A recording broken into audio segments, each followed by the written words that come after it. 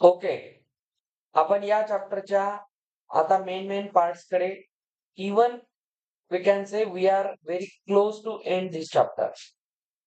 कारण या चॅप्टर मध्ये जो मेन पार्ट आहे तो drawing the ray diagrams. Okay. And then we will proceed sign conventions. After sign conventions we will have mirror formula, and then the main part of mirror formula is to apply that formula in various numerical problems.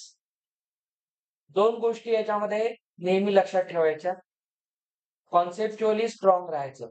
कधीही परीक्षेत एखादा question जमण्यामागचं एकच reason असतं की तुम्ही कॉन्सेप्च्युअली clear आहात.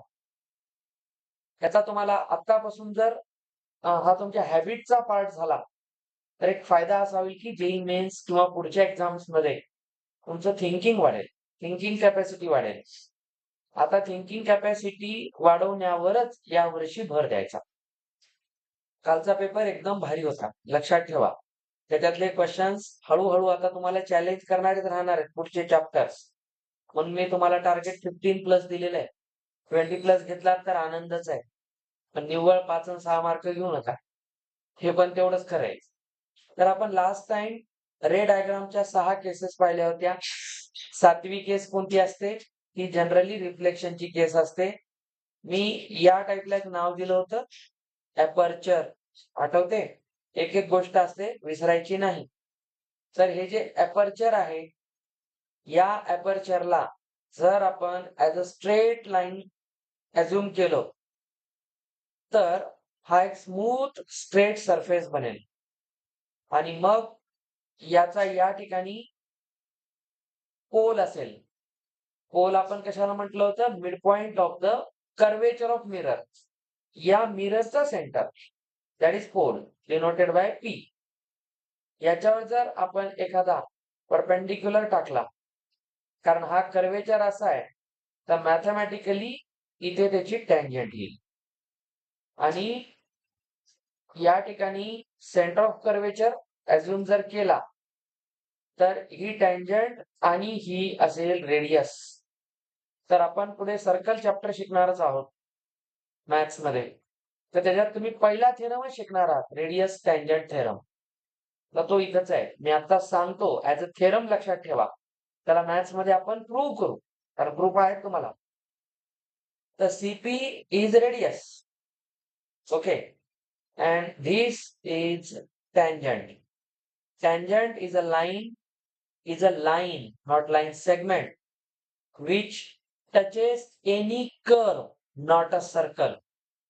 Touches any curve at one and only one point. At a given point. या point P वर आपण ही काढलेली टँजंट आहे. तर रेडियस आणि tangent at the point of contact, याला पॉइंट ऑफ कॉन्टॅक्ट म्हणतात, इज ऑलवेज परपेंडिक्युलर. त्याला आपण नॉर्मल म्हणतो. आणि नॉर्मल मध्ये जर इन्सिडेंट रे नॉर्मल वर आला तर बाय रिफ्लेक्शन लॉ तो त्याच अँगलने निघून जाईल. ओके. आणि याचं जे इंटरसेक्शन आहे ते पोलवरच असेल. तर पोलवर झाल्यामुळे इमेज ही कशी बनायला पाहिजे? हे रिअलच आहे, कारण ती मिररच्या मागे जात नाही, मिरर वर येते. ती रिअल असेल, इन्व्हर्टेड असेल आणि ती बऱ्यापैकी मॅग्निफाईड असेल. ठीक आहे. तर ही 6th केस आहे. 7th केस आहे. पण आपल्या एक्झामच्या दृष्टीने या 6 केसेस लक्षात ठेवा. मी इथे एक वाक्य लिहिले बघा, 1/∞0. हे डोक्यात ठेवा. त्याचा आता थोड्या वेळात आपल्याला यूज करायचा आहे. या 6 केसेसला आपण इथे ऍज अ टेबल पाहिलेलं आहे. हा टेबल पाठ कधीच करायचा ना. ठीक आहे. त्यासाठी या 6 केसेस नीट समजून घ्यायच्या. आपण या केसेसवर हा टेबल डिझाईन केलाय. ओके. आता आपण आज आपला जो पूर्ण फोकस असणार आहे तो मिरर फॉर्म्युला. आजचा थेरॉटिकल पार्ट आहे. उद्याच्या क्लासमध्ये आपण याचे फक्त न्यूमेरिकल्स करणार आहोत. Tomorrow there is no theory. फक्त न्यूमेरिकल्स असतील मिरर फॉर्म्युलाला यूज करून. तर लक्षात घ्या बेटा, आपला आता जो टॉपिक असणार आहे तो आहे साइन कन्व्हेन्शन्स. साइन कन्व्हेन्शन्स सोबत आपण पाहणार आहोत आज मिरर फॉर्म्युला. मिरर फॉर्म्युला इथे कंसात लिहितो without proof. No proof is taught here.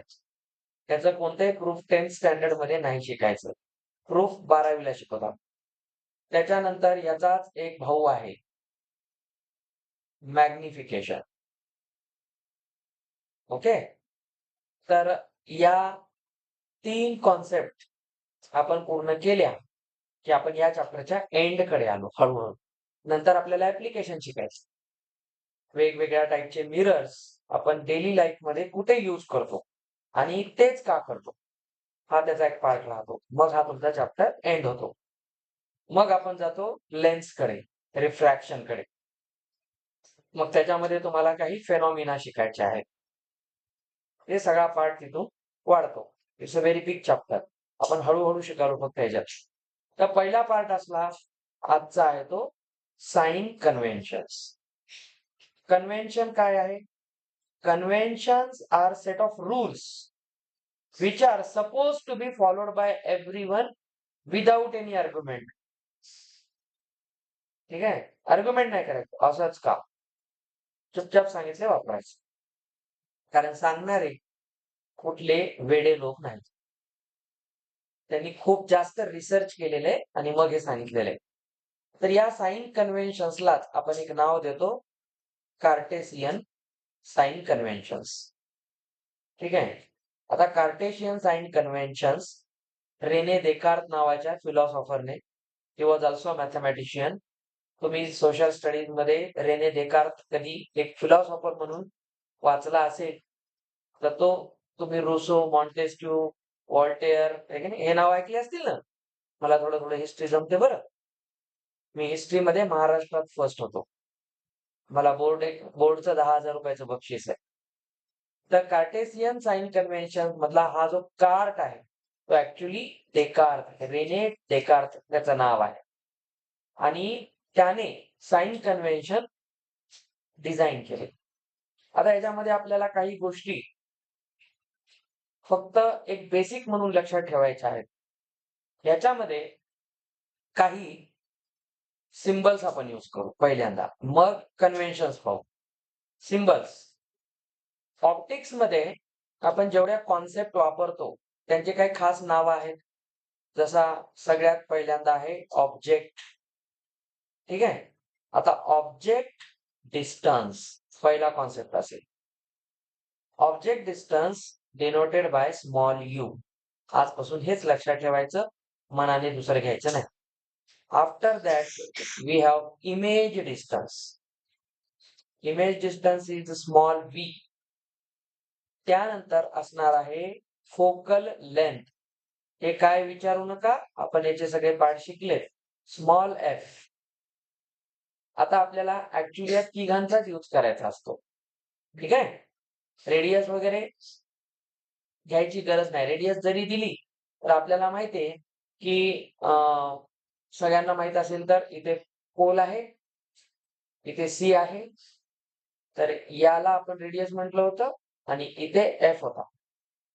तर आपल्या सगळ्यांना माहित होतं एफ इज r/2. तर क्वेश्चन कधी कधी परीक्षेत काय करतील, फोकस किंवा फोकल लेंथ न देता रेडियस देतील. तर तुम्ही म्हणताल सर मिरर फॉर्म्युल्यामध्ये तर आर कुठंच नाही, तर ते RRR झालं. आता कसं करावं? तर आर दिलं तर टेन्शन नाही घ्यायचं, त्याला हाफ करायचं आणि फोकल लेंथ मध्ये कन्वर्ट करायचं. तर ते फक्त तुमचं कॉन्सेप्ट किती क्लिअर आहे पाहण्यासाठी करतात. यासाठी सांगितलं की आपण फोकल लेंथ कॉन्सेप्ट डोक्यात ठेवला की आर त्याच्यासोबत फ्री आलेला आहे, एक पेग फ्री. ठीक आहे. त्याच्यामुळे आर दिला तरी एफ लिहिता येतो. इन शॉर्ट रे डायग्राम्स मध्ये हे 3 व्हेरिएबल्स इम्पॉर्टंट आहेत, यू, व्ही आणि एफ. पूर्ण स्टोरी या तिघांवर चालते. आता या तिघांना कसं यूज करतात, that is the set of rules explain in sign convention. तर साइन यूज करायचे. तर यासाठी आपण एक महत्वाची गोष्ट पाहूया. हम्म, हम्म. चला आता लक्ष द्या. आपण या ठिकाणी एक मिरर अज्युम करूया. आता या मिररला तुम्हाला माहितीये याचा अपर्चर आपण वाढवूया. अपर्चर डायमीटर असते, तुम्हाला सांगितलं होतं. कोणता डायमीटर? मिररच्या एंड पॉइंट्सला जोडणारा लाईन सेगमेंट. बघा इथं अपर्चर वाढलेला दिसतो आणि लेंथ वाढली त्याची. आता बघा लेंथ कमी कमी होत जात आहे. इथं हे झालं. तर आपण कधीही अपर्चर या पद्धतीने अज्युम करूया. एकदम स्ट्रेट लाईन पण नाही, नियर टू स्ट्रेट लाईन. म्हणजे इथं जर आपण एक टँजंट काढली तर ती ओव्हरऑल या कोणत्याही पॉइंटवर, इथल्या कोणत्याही पॉइंटवर ती ऍज अ टँजंट दिसली पाहिजे. स्ट्रेट लाईन असेल तर प्रत्येक पॉइंटवरच टँजंट असते, म्हणून आपण तसं मानतो. पण कॉन्सेप्च्युअली जर नीट शिकायचं असेल तर याला कम्प्लीट स्ट्रेट लाईन पण नका काढू. ठीक आहे, हा एक मेन पार्ट आहे, लक्षात ठेवा. आता आपण हा जो अपर्चर इथे काढलेला आहे याच्यामध्ये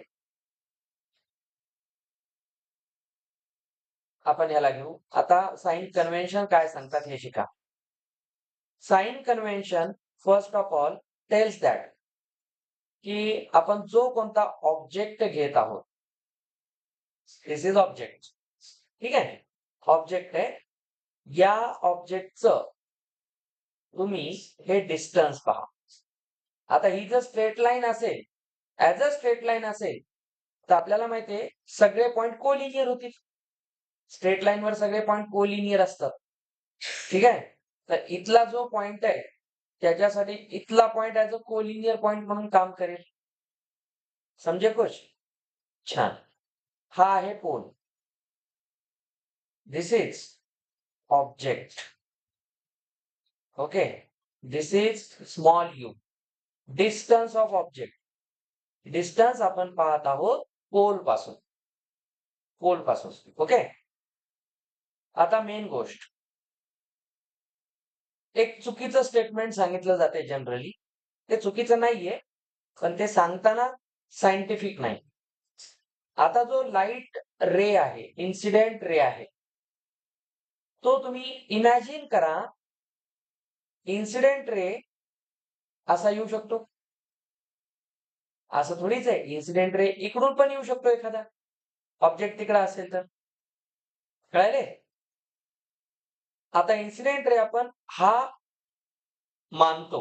we assume this is the direction of incident ray. मी आता शब्द वापरला, डायरेक्शन ऑफ इन्सिडेंट रे.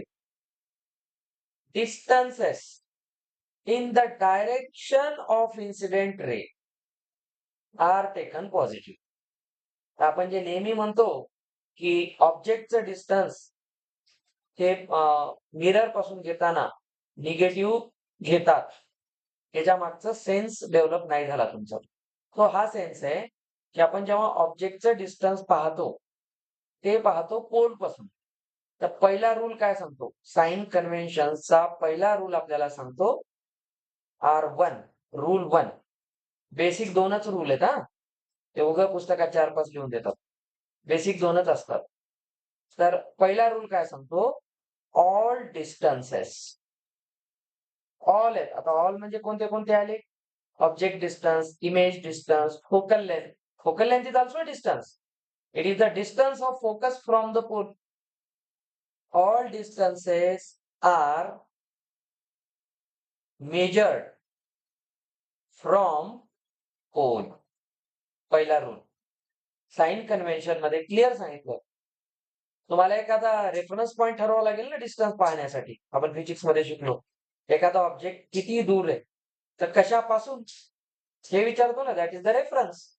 तर आपण पूर्ण रे ऑप्टिक्स मध्ये या पोलला काय मानलेले? रेफरन्स. तर पहिला रूल काय सांगतो? All distances are measured from pole. हे फॉलोच करायचे तर आपले क्वेश्चन जमतील. तर सगळे डिस्टन्सेस पोल पासून मोजा. First rule. आता सेकंड रूल आहे, याला तुम्ही 4 पार्ट मध्ये डिवाइड करा. तर ते मी करत नाही. मी तुम्हाला बेसिक रूल सांगतो. बघा, त्याच्यातला पहिला part, distances in the direction of incident ray are positive. हा खरा रूल आहे. आता नीट शिकला तर 12th स्टँडर्डला हाच रूल शिकायचा आहे. 10th मध्ये एक देतात, 12th मध्ये एक देतात, कन्फ्युजन क्रिएट होते. त्यासाठी बेस्ट रूल हाच लक्षात ठेवायचा की इन्सिडेंट रेची जी डायरेक्शन असेल त्या डायरेक्शन मधले डिस्टन्सेस पॉझिटिव्ह आहेत. कारण हे आपण म्हणताना ऍक्च्युली डिस्टन्स म्हणतोय. डिस्टन्स तर नेहमी. आता तुम्हाला एक प्रश्न आहे, डिस्टन्स एक वेक्टर क्वांटिटी आहे, स्केलर क्वांटिटी आहे, डिस्प्लेसमेंट वेक्टर क्वांटिटी आहे, आणि मी म्हणालो distance taken positive or negative. आला का काही डोक्यात? डिस्टन्स निगेटिव्ह केव्हापासून व्हायला लागली हे आता मी बोलल्यावर लक्षात आलं. खूप जणांच्या लक्षात आत्ताच आलं. तुम्ही नाही म्हणलात तरी आलं. तुमच्या नाही, चांगल्या चांगल्याचे आहेत त्या लक्षात. चष्मा उगाच लागत नाही. खूप रिडिंग करावं लागते. नीट आहे का? मी बोलतोय डिस्टन्स शब्द आणि म्हणतोय पॉझिटिव्ह निगेटिव्ह. शिकायलो फिजिक्सचा चॅप्टर आणि खून फिजिक्सच्याच रूलचा करायला. Distance actually these are not distances, these are displacements, these are positions. Position vector असतो हा. आपण फाउंडेशन मध्ये शिकणार आता जून मंथ पासून वेक्टर्स वगैरे स्टार्ट करू आपण. तर तिथे लक्षात ठेवायचं, आपण पोझिशन वेक्टर म्हणतो आणि वेक्टरला डायरेक्शन असते. इथं म्हणताना मी डिस्टन्सेस जरी म्हणत असलो तरी आपण ऍक्च्युली पोझिशन वेक्टर बद्दल बोलत आहोत आणि ते पॉझिटिव्ह निगेटिव्ह राहू शकते. म्हणून इथं मी म्हणताना डिस्टन्स म्हणलं आणि पॉझिटिव्ह निगेटिव्ह म्हणलं तर ऍक्च्युली फिजिक्सचा रूल वर्कआउट झालेला आहे, रॉंग नाही. आपलं अंडरस्टँडिंग चुकलं तिथं. म्हणून मी तुम्हाला ओरिजिनल रूल सांगायला. शाळेत तुम्ही कधी म्हणताना विचारा, सर डिस्टन्स म्हणताय मग निगेटिव्ह कसं म्हणताय? लॉजिकल क्वेश्चन आहे. तर ते डिस्टन्स नसतं. त्याच्यासाठी 10th स्टँडर्डच्या टीचरला 12th स्टँडर्डचं बुक वाचावं लागेल तुम्हाला शिकण्यासाठी. तर जे काही डिस्टन्सेस आपण म्हणू म्हणजे ती पोझिशन आहे, ती जर आपण इन्सिडेंट रेच्या डायरेक्शन मध्ये घेतली, म्हणजे जिकडे इन्सिडेंट रे चाललाय, बघा समजा हा इन्सिडेंट रेची डायरेक्शन आहे ही. तर बघा इन्सिडेंट रेची डायरेक्शन ही आहे, तर इथून हे जे डिस्प्लेसमेंट आहे हे पॉझिटिव्ह राहील. याचा अर्थ ऑपोजिट डायरेक्शन मध्ये ऑटोमॅटिकली काय होईल? निगेटिव्ह. मी जर याला पॉझिटिव्ह मानतो, let's say this is positive, तर इनडायरेक्टली एक पे एक फ्री काय भेटलं? जर हे पॉझिटिव्ह असेल तर इकडे निगेटिव्ह असायला पाहिजे.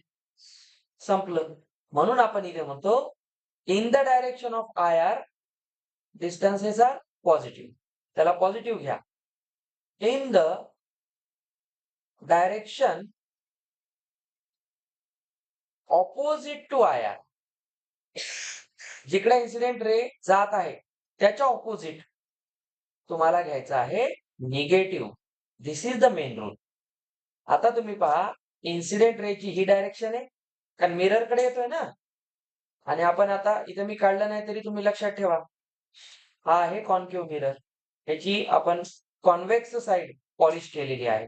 ओके, तर हा कॉन्केव्ह मिरर आहे.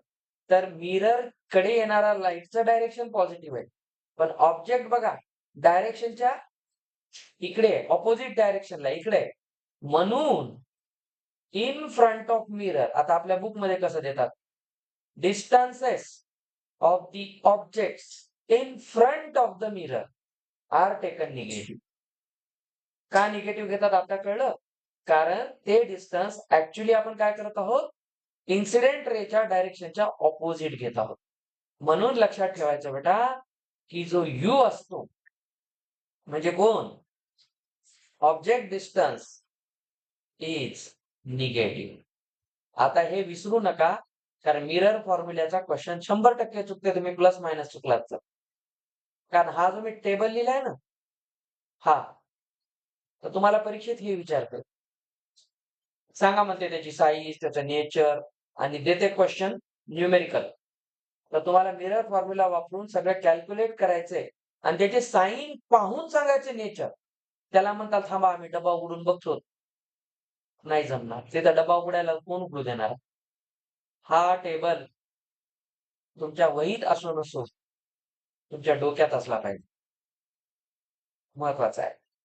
आता म्हणून आपण काय करतो, you is taken always negative. ठीक आहे, ऑलवेज निगेटिव्ह. यू कधीही पॉझिटिव्ह नाही होणार. ओके. आणि कॉन्केव्ह मिरर मध्ये तर प्रश्नच नाही.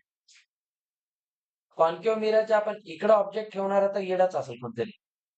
पॉलिश साईडला, पॉलिश साईडला जर ऑब्जेक्ट ठेवला तर इकडे इन्सिडेंट रे येईल. आता पॉलिशच केलं तर पलीकडे जाऊच देणार नाही, तर इमेज कुठे दिसेल? त्याच्यामुळे हे रॉंग स्टेटमेंट आहे. तर आपल्याला कधी कधी स्टेटमेंट मध्ये असं पण सांगतात. पहिला रूल काय होता, all distances are measured from pole. Second, objective. आता मी तुम्हाला ह्या रूल्सला थोडस डीप मध्ये सांगतो. प्रत्येक गोष्ट लिहित नाही, डोक्यात ठेवा. डोक्यात फक्त हे 2-3 लिहिताना 2-3 लक्षात ठेवा. डोक्यात सगळं ठेवा. ऑब्जेक्टिव्ह ऑलवेज पुट, बघा, अबव द प्रिन्सिपल ऍक्सिस. असं कधी म्हणायचं नाही. कोणाच्या डोक्यात यायच्या आधीच सांगतो, हे रागो बिगोच्या येते. सर ऑब्जेक्ट असा ठेवला तर असं नसते बेटा. कोणताही ऑब्जेक्ट आपण असा ठेवत नाही. ठीक आहे, ठेवत नाही म्हणल्यापेक्षा तो नसतोच. त्याच्यासाठी एक गोष्ट सांगतो तुम्हाला. समजा आपला ऑब्जेक्ट कोण आहे,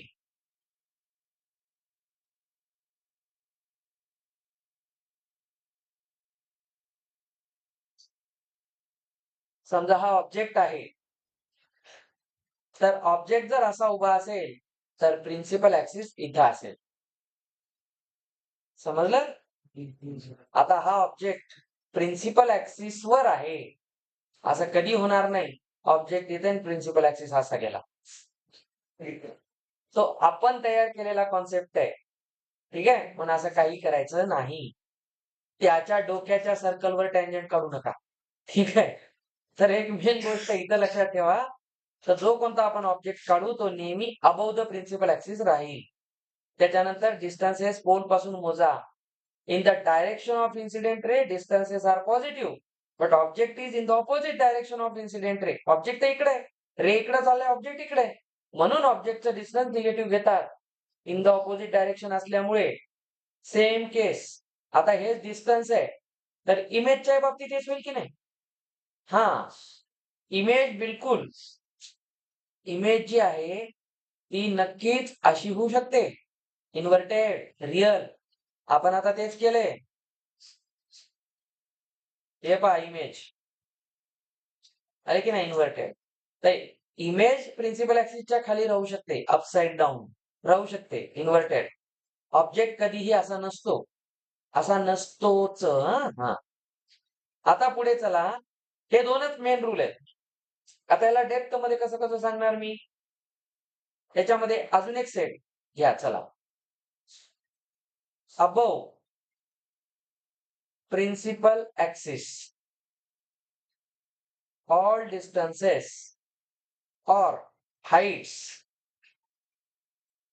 are positive.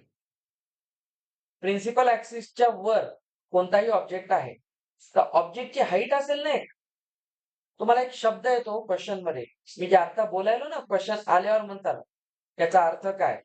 तो प्रश्न येऊ द्यायचा नसेल तर आता एक एक गोष्ट लक्षात ठेवा. क्वेश्चन मध्ये एक वर्ड येईल, size of the object. Size of the object म्हणतात आणि तू u is equal to negative लिहिशील. तुलाच म्हणायला, साईजचा अर्थ असते हाईट ऑफ द ऑब्जेक्ट. ठीक आहे, हाईट ऑफ द ऑब्जेक्ट. तर साईज शब्द हा हाईटशी रिलेटेड आहे, डिस्टन्स सोबत नाही. ठीक आहे, हे आता पक्क डोक्यात ठेवा. वो आगे है, मॅग्निफिकेशन साईज साठी आलेले. HI upon HO is equal to -V by U. आता ते शिकतात. आता पहा बेटा, तर हे साइन कन्व्हेन्शन दोन महत्वाचे आहेत. काय काय लक्षात आलं, आता मी तुम्हाला हे शॉर्ट मध्ये सांगतो. चला पहा आता कोणी मध्ये मध्ये बोलू नका. आता जे सांगायलो त्याला फायनलाइज करूया. ही ऑब्जेक्टची हाईट आहे. ऑब्जेक्टची हाईट आहे above principal axis positive, height positive. समजा ही इमेज आहे, तर बघा ही हाईट आहे पण ही बिलो द प्रिन्सिपल ऍक्सिस आहे, तर याला निगेटिव्ह घ्या. इट इज पोझिशन म्हणून सांगायलो ऍज अ वेक्टर पाहायचं त्याला. ठीक आहे. आता तुम्ही डिस्टन्स शब्द म्हणत असताल, मी म्हणत असेल किंवा तुम्ही ऐकत असाल, तरी डोक्यामध्ये बॅक ऑफ द माइंड एक गोष्ट ठेवा की आपण पोझिशन वेक्टर बद्दल बोलत आहोत. ही सगळी स्टोरी वेक्टरची आहे. ठीक आहे. आता बघा हा निगेटिव्ह घेतात म्हणजे इन शॉर्ट आपण असं आपल्या बुक्स मध्ये देतात, मिररच्या फ्रंटला ऑब्जेक्ट ठेवा. फ्रंट कोणती साइड असते? रिफ्लेक्टिंग साइड ही फ्रंट साइड असते. पॉलिश साइड ही फ्रंट साइड नसते. ठीक आहे. ही पॉलिश साइड आहे तर ही बॅक साइड आहे, फ्रंट साइड नाही. तर ऑब्जेक्ट नेहमी फ्रंटला ठेवा. सगळे डिस्टन्स पोल पासून मोजा. लेफ्टचे डिस्टन्स निगेटिव्ह घ्या. चुकून इमेज अशी बनते. केस number 6. and in case of convex mirror all cases are like this. ठीक आहे. कॉन्व्हेक्स मिरर मध्ये ऑब्जेक्टला कुठेही ठेवा, इमेज नेहमी व्हर्च्युअलच बनणार. म्हणून त्याच्या वेगळ्या रे डायग्राम शिकायच्या नसतात. ठीक आहे. तर बघा आता हे गेले टू द राईट. हे राईटला आहे ना, तर राईटचे डिस्टन्स मिरर पासून राईटचे डिस्टन्स पॉझिटिव्ह, लेफ्टचे डिस्टन्स निगेटिव्ह, प्रिन्सिपल ऍक्सिसच्या अबव पॉझिटिव्ह आणि बिलो निगेटिव्ह.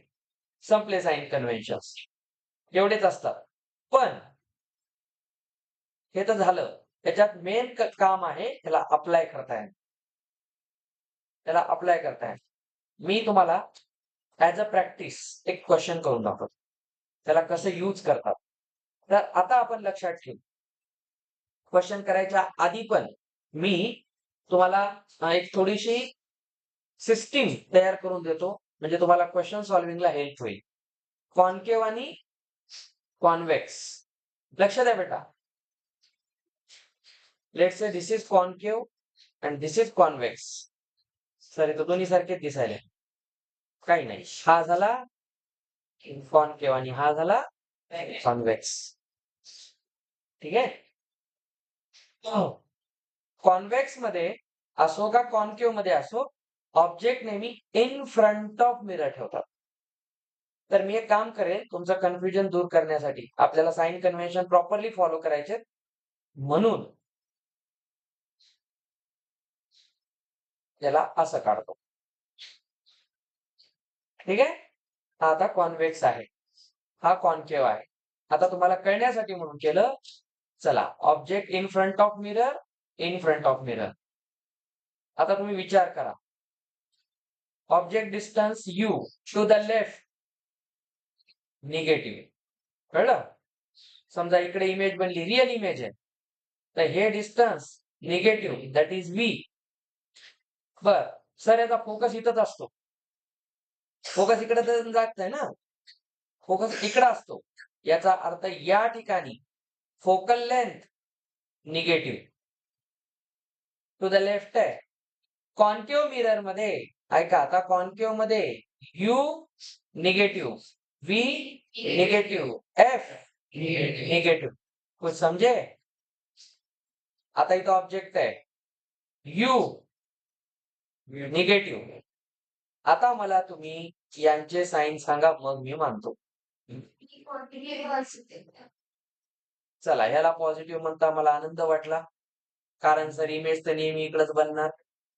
तर इकडे बघा राईटला पॉझिटिव्ह घेणार आम्ही, व्ही ला. हे यू आहे निगेटिव्ह, हा व्ही आहे पॉझिटिव्ह. आता माझा प्रश्न आहे एफ कुठं असतो?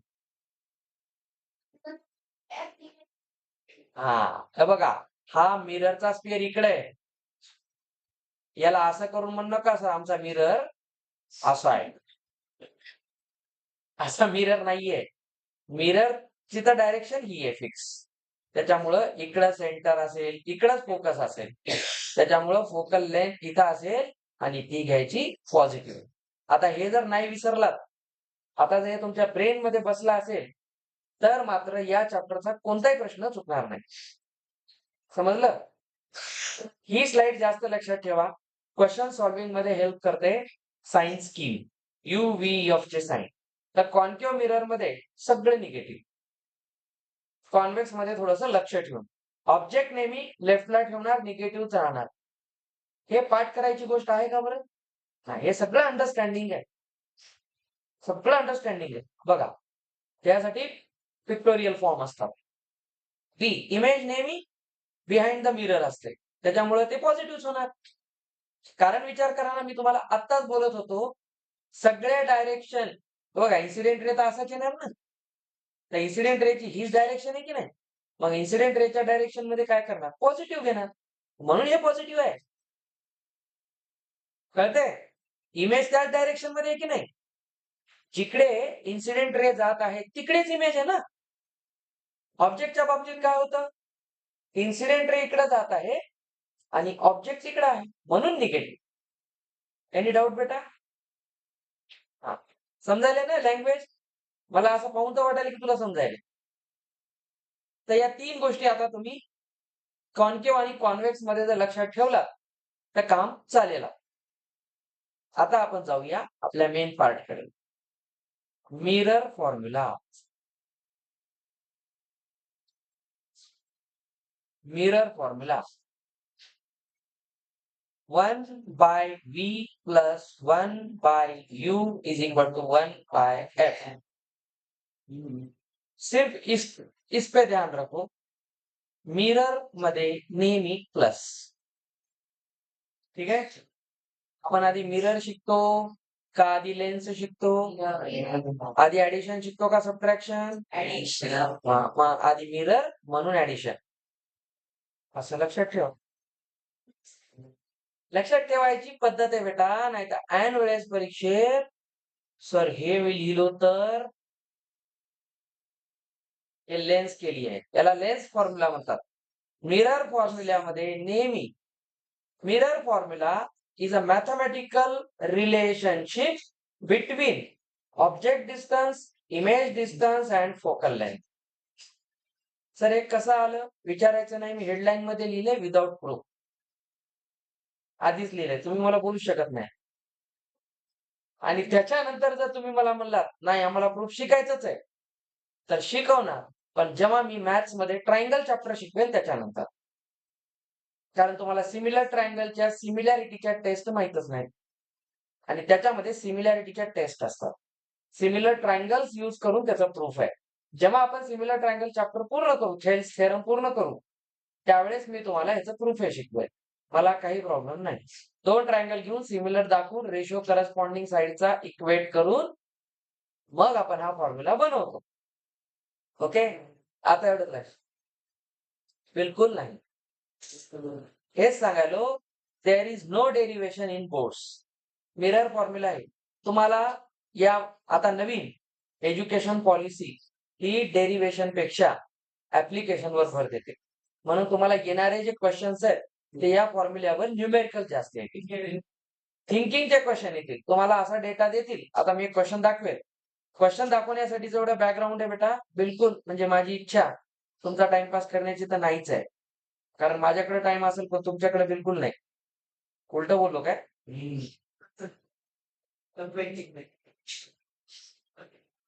चला, आता बघा, मी तुम्हाला काही महत्वाच्या गोष्टी सांगेन. हा जो फॉर्म्युला दिसतो याच्यामध्ये पहिला पॉइंट, मिरर फॉर्म्युल्याचा पहिला पॉइंट लक्षात घ्या. Valid for all mirrors. Sir all म्हणजे कोणते? ते लॉफिंग मिरर्स का? ते नाही. आपण जे शिकायलो ते कॉन्केव्ह कॉन्व्हेक्स. ऑलचा अर्थ गावभरातले गोळा करायचे नाही, जेवढे आपल्या सिलेबस मध्ये तेवढे. तर पहिला rule valid for this formula is valid for all types of mirrors and all positions. आता कळलं पोझिशन वेक्टरचं महत्व म्हणजे काय सर? ऑल पोझिशन म्हणजे काय सर? ते मागे लिहिलेल्या 6 position. Infinity, behind the centre, on the centre, between C and F, on F, between F and P, at P. हे पण घ्या. फक्त मिररच्या मागे वस्तू ठेवू नका. Very nice question. Plane mirror मध्ये हा फॉर्म्युला वापरता येतो. म्हणून म्हटलं all mirrors plane and spherical. Okay. हा फॉर्म्युला इंटरेस्टिंग याच्यासाठी आहे, याचं जॉमेट्री इतकं खास आहे. आपण जेव्हा याचं प्रूफ शिकू तेव्हा तुम्हाला कॉन्केव्ह आणि कॉन्व्हेक्स दोन्हीचे प्रूफ शिकवतो. तर दोन्हीमध्ये हा फॉर्म्युला असाच येतो. आणि म्हणून मॅथमॅटिकल प्रूफ आहे म्हणजे ते कन्फर्म झालं. इथं कुठल्याच आपलं डोकं लावायचं काम नाही. तर हे मात्र एवढं लक्षात ठेवा, मिरर मध्ये प्लस साईन राहते. ऐन वेळेस गोंधळ घालू नका, कारण याच वर्षी लेन्स फॉर्म्युला पण शिकायचा आहे. त्याच्यामुळे तुम्ही एकदा 2 फॉर्म्युले शिकाल, परीक्षेत कोणता कुठं लावायचा ते विसरून जातात. तर ती वेळ येऊ नये म्हणून. दुसरा मुद्दा पहिला तर कळला, valid for all mirrors and all positions. Second point ऐका, व्ही, यू अँड एफ हे जे तिघ आहेत त्या फॉर्म्युल्यातले आर टेकन विथ साइन्स. म्हणून साइन कन्व्हेन्शन आहे. त्यांना विथ सायन्स घ्यायचं, काही आपल्या मनाने दिलं तसं नाही घ्यायचं. विथ सायन्स ह्याच्यामध्ये थोडस एक्सप्लोर करतो. जे नोन क्वांटिटीज आहेत, नोन क्वांटिटीज यांना घ्यायचं विथ सायन्स. कळायले काय बोलायला ते? आता नोन सायन्स म्हणजे काय, नोन क्वांटिटी म्हणजे काय? ऑब्जेक्ट मिरर पासून एवढ्या दूर आहे, म्हणजे ऑब्जेक्ट डिस्टन्स नोन आहे. इमेज तुम्ही काढताल म्हणजे अननोन आहे. किंवा ऑब्जेक्ट डिस्टन्स, इमेज डिस्टन्स सांगतील, फोकल लेंथ सांगा म्हणतील, म्हणजे फोकल लेंथ अननोन आहे. तर जे नोन असतं ते तर माहिती आहे ना कुठे आहे, लेफ्टला आहे का राईटला आहे. त्याच्यामुळे साईन विथ साईन लिहितात. बट मेन आहे जे अननोन असतात, अननोन क्वांटिटीज ऍज्युम, तर मी काय बोलायलो ऐका, ऍज्युम नो साईन. जे माहित नाही त्याला साईन घ्यायचं नाही. जे काढायचंय, समजा मला एफ काढायचं, तर एफ ला एफच ठेवा, मनानं प्लस मायनस देऊ नका. सर का बरं असं? चुकल की आमचं? चुकत नाही. This is the magic of that formula. तुम्ही जेव्हा नोनचे साईन करेक्ट ठेवता आणि फॉर्म्युला यूज करता आणि करेक्ट मॅथ्स लावता, कारण इथे फ्रॅक्शन आहे. ज्याला फ्रॅक्शन येत नाही त्याने या फॉर्म्युल्याकडे जाऊ नका. तर याला जेव्हा आपण विथ साईन सॉल्व्ह करू तेव्हा जो अननोन आहे ना त्याचा आपोआप साईन येऊन जात. आपोआप त्याचं जे प्लस मायनस साईन येईल ते करेक्ट सांगेल तुम्हाला काय म्हणायचं त्याला. तर हे पॉइंट्स लक्षात ठेवायचे. Now we are all set to solve. अजून मी मॅग्निफिकेशन नाही सांगितलं. आपण आता सध्या फक्त व्ही यू एफ ला जोडायचं काम करतोय. Okay, let us move to a question. हा, करता येते. मी तुम्हाला या फॉर्म्युल्याचं इथंच एक अल्टरनेट फॉर्म देतो आणि हे मी तुम्हाला 9th स्टँडर्डला दिलं होतं. आता ऐका मी काय सांगालो ऐका. मला जर एक मिनिट, आता तुम्हाला सगळे ते मला माहिती आहे, थोडं माझं ऐकलं की मलाही बरं वाटते. 1/v plus 1/u is equal to 1/f आहे. जर मला एखाद्या क्वेश्चन मध्ये v काढायचं काम पडलं तर मी 1/f मायनस 1/u लिहीन. ठीक आहे. मग मी 1/v करून याला u मायनस f करून नेहमी टॉप लेफ्ट पासून करायचं क्रॉस मल्टिप्लिकेशन, आणि मग याला मी लिहिणार u minus f, sorry uf. ठीक आहे. पण मला v काढायचा आहे, त्याचा इन्व्हर्स नाही, त्याला इन्व्हर्ट एंडू करतात. तर इथं v होईल, इथं होईल उफ. हा, ठीक आहे. आता याला लक्षात ठेवायची एक शॉर्टकट सांगतो. लक्षात ठेवायची शॉर्टकट सांगतो. सर v काढायचंय, तर v काढा, v ला सोडा जे काढायचंय. उरले कोण दोघं, u आणि f. ते काम करा सर, यू लिहा, एफ लिहा, यू लिहा, एफ लिहा, मध्ये मायनस द्या. कुठल्याही फॉर्म्युल्यात मध्ये मायनसच देतात. ठीक आहे. आता पुढचं प्रूफ देत नाही. हे तर मी सॉल्व्ह करून दाखवलं इथपर्यंत. सर आम्ही काय मोठा तीर मारला का? बिलकुल नाही. इथे मी नंबर ठेवून सॉल्व्ह करून इथेच येणार आहे. बेटर आहे. मी ज्या 2 स्टेप इथं वाया घातल्या, हा फॉर्म्युला माहित असेल तर एका स्टेपमध्ये आन्सर येईल ना. एवढाच फायदा आहे याचा. एवढाच फायदा आहे. आणि बोर्ड एक्झाममध्ये चालतंय. ठीक आहे. आता जर मी तुम्हाला विचारलं, याचंच निरीक्षण करून यूचा फॉर्म्युला सांगा.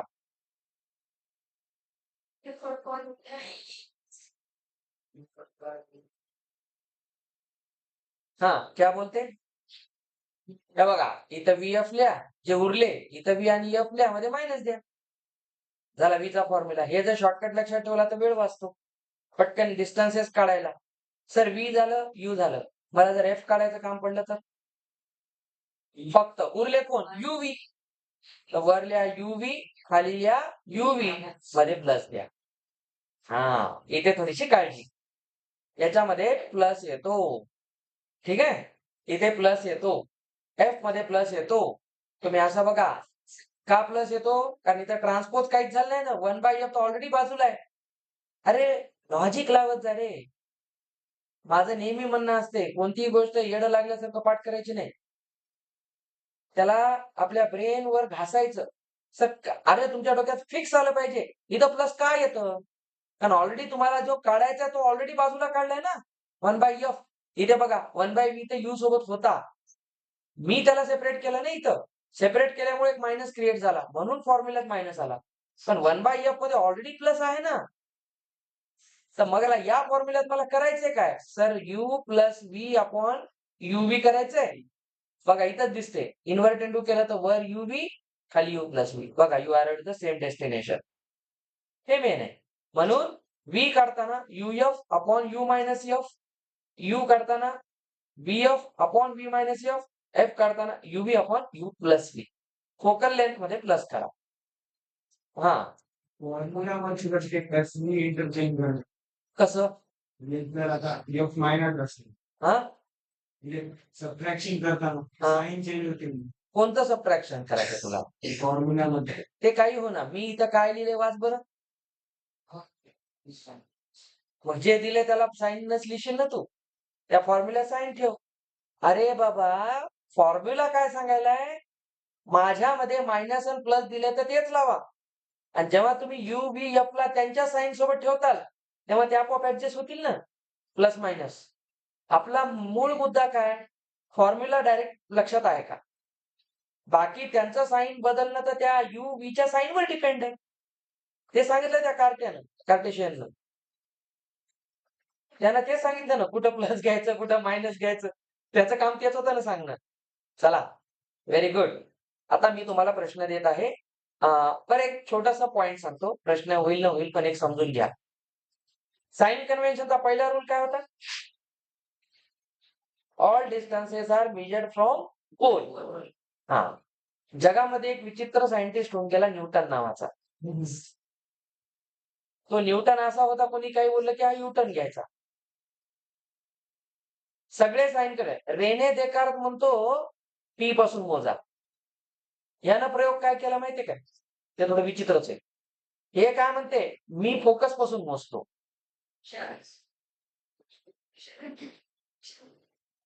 गंमत बघा. यानं ठरवलं मला फोकस पासून मोजायचंय. तर असं समजा की आपल्याकडे ऑब्जेक्ट आणि इमेज x1 आणि x2 डिस्टन्स आहे. u आणि v च्या ऐवजी x1 x2 वापरलं. एक मुद्दाम गोष्ट सांगायला तुम्हाला. समजा ऑब्जेक्टचं डिस्टन्स x1 आहे. इथं कुठेतरी इमेज बनली. हे डिस्टन्स x2 आहे. पण मी हे x1 x2 जे इथं म्हणतोय ते मी p पासून न मोजता ऍक्च्युली कुठून मोजले? f पासून. ऐका मी काय काय सांगायलो. इथून मोजले. हे असे. तर त्याचं असं म्हणणं होतं, तुम्ही साधं लॉजिक लावा. हे जर x1 असेल, तर बघा बरं हे डिस्टन्स किती आहे? सर हे तर स्मॉल एफ आहे. तर ओव्हरऑल न्यूटनच्या फॉर्म्युल्याला डेकारच्या फॉर्म्युल्यासोबत जर जोडायचं असेल, तर मला x plus F x1 plus F करावं लागेल ना. अरे बाबा इथून एवढं डिस्टन्स किती होईल? F plus x1. सांगा बरं इथून एवढं डिस्टन्स किती होईल? F plus x2. त्याने मिरर फॉर्म्युला तोच सांगितला. त्याचं म्हणणं होतं 1/v 1/u 1/f. हा चांगला फॉर्म्युला दिला होता. न्यूटन म्हणते मी v ला काय करतो? एफ प्लस x2 लिहितो. u ला एफ प्लस x1 लिहितो. आणि याला एफ मध्ये एफच लिहितो.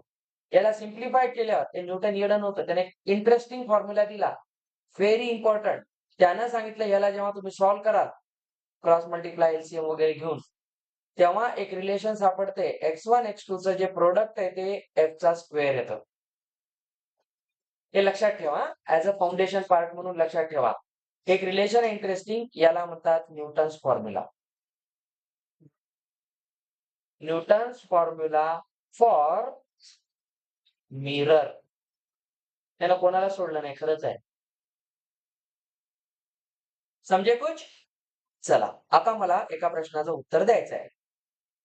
समजले सगळे फॉर्म्युले लक्षात आले? साइन कन्व्हेन्शनचं एक एक्झाम्पल फास्ट मध्ये पाहू आपण. तुम्ही करू नका. उद्या आपल्याला फक्त हीच प्रॅक्टिस करायची आहे. हा. An object is placed at a distance of 20 centimeter from a concave mirror. मी सगळा प्रश्न लिहित नाही, इन्फॉर्मेशन लिहितो. मिरर कॉन्केव्ह आहे. ऑब्जेक्ट ठेवला 20 सेंटीमीटर म्हणजे यू बद्दल बोलतोय. आता सांगितलं होतं कॉन्केव्हला यू व्ही एफ सगळे निगेटिव्ह. समजायले? आता हे डोक्यात तुमच्या पटपट पटपट आलं पाहिजे. Focal length 15 centimetre. सर इथं पण हे निगेटिव्ह असते. Very nice. At what distance from the mirror should and a screen be placed to get the sharp image? Sharp image म्हणजे ट्रक असेल तर इमेज मध्ये ट्रक दिसला पाहिजे. त्याला शार्प इमेज म्हणतात. ठीक आहे. जर आपल्याला किती लांब स्क्रीन ठेवायची याचा अर्थ असते v सांगा. समजे कुछ? आता मी माझ्याकडून बोलतो. आता माझ्याकडून या प्रश्नाला मी ऍड करतो. हे तर बेसिक होतं ना. हे नॉर्मल आहे. अब मेंट ऑफ करेंगे इसे. याला मी चांगलं बनवतो. Find nature of image. मी माझ्याकडून एक्स्ट्रा जोडून देतो. तर बाकी काय करायचं नाही. 1/b plus 1/u is equal to 1/f. मी ऑलरेडी साइनची काळजी घेतलेली आहे. लक्ष द्या बेटा मी काय बोलायलो. v काढायचा आहे. तर 1/b घ्या. ज्याला कन्फ्युजन होते त्याच्यासाठी मी एक कान मंत्र देतो आणि तो नीट वापरा. काही ट्रान्सपोज करायच्या आधी साइन ठेवून द्या.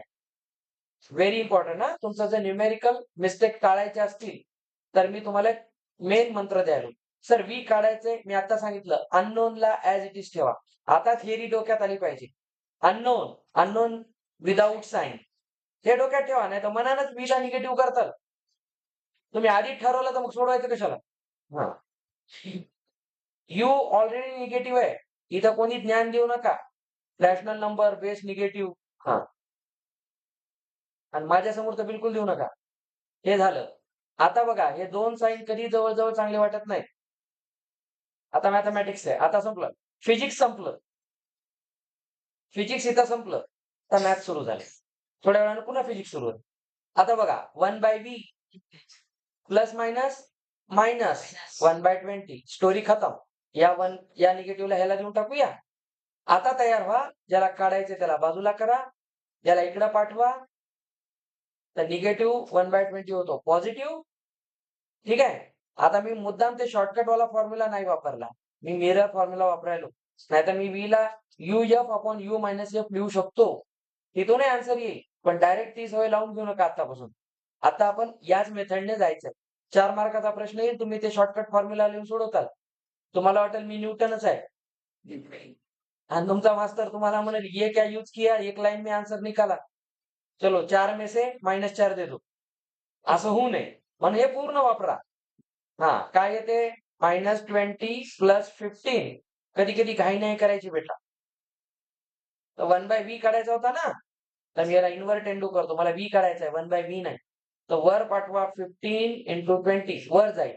खाली येते -5. का मल्टिप्लाय केलं नाही कळलं ना. हा थोडं कॅल्क्युलेशन इझी करतो बस. घाई नाही करायची. झालं काम. किती आलं -60. हे निगेटिव्ह विसरू नका रे. हा.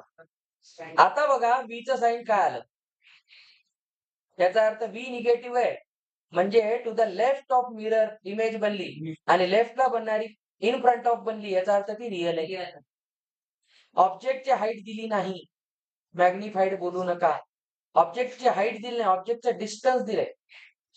ऑब्जेक्टची हाईट काही असो, डिस्टन्स फिक्स आहे. अरे बाबा, या पेनची आणि या पेनची हाईट वेगवेगळी आहे, पण दोन्ही मी सेम डिस्टन्सवर ठेवले तर हाईटचा काय संबंध आहे? यू फिक्स आहे याच्यामध्ये. मॅग्निफिकेशन शिकल्यावर मी हाईटचे क्वेश्चन देईल. एका दिवशी सगळं शिकवलं तर तुम्ही उद्याच IIT पास होता. तर व्हीची व्हीची व्हॅल्यू होईल -60. हे आता मी जे तुम्हाला बोलायलो त्याच्यावरून गोष्ट लक्षात घ्या. तर आता मला काढायचंय नेचर. तर कधी लक्षात ठेवायचं? व्ही निगेटिव्ह आलं बघा, व्ही आहे -60 म्हणजे याची जी इमेज आहे, सर व्ही निगेटिव्ह आहे म्हणजे इमेज रिअल आहे आणि रिअल इमेज नेहमी इन्व्हर्टेड आहे. ठीक आहे. आता जर तुमच्या डोक्यात असा प्रश्न असेल, सर मॅग्निफिकेशन न देताही मी सांगू शकतो का किती स्मॉल साईज आहे का हे? तर यासाठी अज्युम करा, तुम्ही फक्त एवढं डोक्यात ठेवा, फोकल लेंथ किती आहे बघा, 15. कळाले? ऑब्जेक्ट किती दूर होता? 20. इथं असेल ना कुठतरी 20 म्हणजे हे डिस्टन्स 5 आहे. 20 आणि इमेज किती दूर बनली? 60. 20 म्हणजे इमेज इकडे बनली म्हणजे बघा कुठे गेली? आता बघा आपल्याला माहितीये F15 आहे म्हणजे सेंटर किती दूर आलं? रेडियस किती झाली? 30 आणि ते 60 गेलं म्हणजे डबल गेलं म्हणजे बघा सेंटर ऑफ कर्वेचरच्या मागे गेलं. सेंटर ऑफ कर्वेचरच्या मागे जाण्याचा अर्थ काय? मॅग्निफाईड. असं लक्षात ठेवायचं. तर तुम्ही डोक्यामध्ये पॅरलली इमेज तयार करायला शिका. आता उद्या आपल्याला ह्याची फुल प्रॅक्टिस करायची आहे. उद्या आपला दिवस फक्त ह्याच्यासाठीच असणार आहे.